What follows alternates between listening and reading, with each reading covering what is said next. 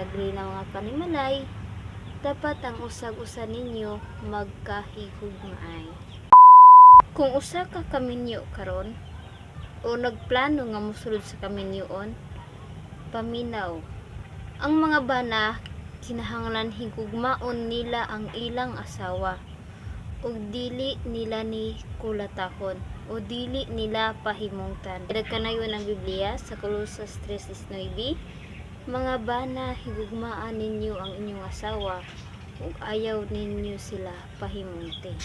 Pero kayo ang giingon sa maong nga kasulatan.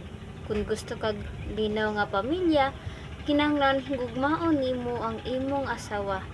Bisan tuod usahay magkamali siya, bisan usahay tuod dili kaniya maatiman, bisan usahay aduna siya mga pagkulang. Kinahanglan sabton nimo na siya ingon nga imuhang kapikas sa kinabuhi. Dili nimo siya basta-basta nga pasakitan.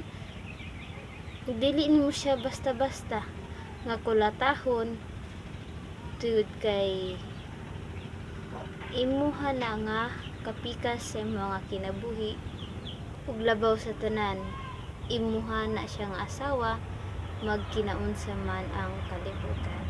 Manang kung gusto kagri na mga panimalay, dapat ang usag-usa ninyo magkahigugmaay.